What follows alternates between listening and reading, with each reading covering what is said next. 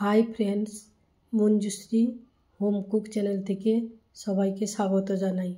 আশা করছি সবাই ভালো আছেন, আমিও ভালো আছি।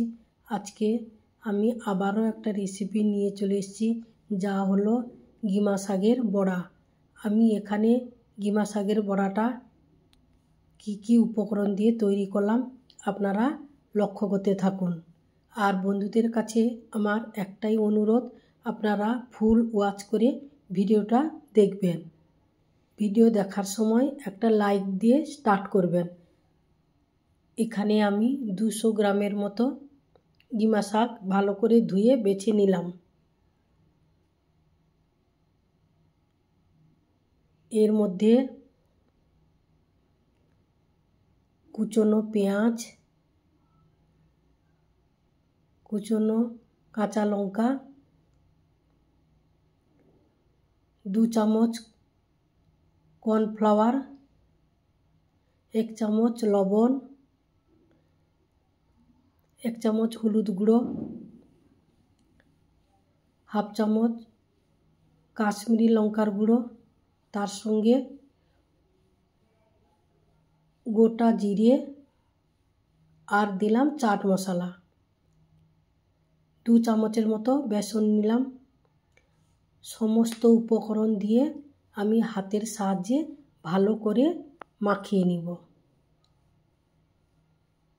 অল্প একটু জল দিয়ে ভালো করে মাখিয়ে নিলাম।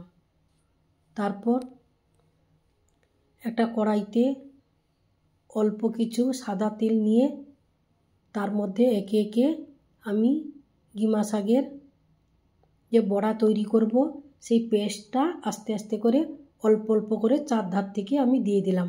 অনেকে আবার ছোট ছোট আকারে বড়াও খেতে চান, তাহলে ছোট ছোট করে দিতে পারেন। আমি এখানে একটু বড় সাইজের বড়া করেছি, তাই বড় বড় দিয়ে আমি ভেজে নিব।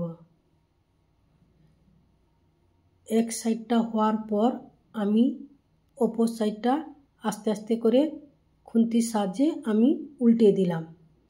এইভাবে আমি সবকটি বড়া ভেজে নিব।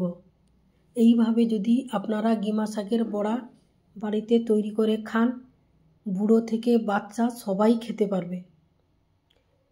বড়া করে খেলে তিতা ভাবটা থাকে না এবং খেতেও খুব ভালো হয়। আমার রেসিপিটি যদি আপনাদের ভালো লাগে তাহলে আপনারা লাইক, কমেন্ট, শেয়ার, সাবস্ক্রাইব করতে ভুলবেন না। আর যেসব বন্ধুরা এখনও আমার চ্যানেলটিকে সাবস্ক্রাইব করেননি, আপনারা সাবস্ক্রাইব করে পাশে থাকা বেল ঘন্টাটি প্রেস করে দিবেন। আপনাদের ভালোবাসা পেলে আমি আরও ভালো ভালো রেসিপি নিয়ে চলে আসব। আজ আসছি, নমস্কার।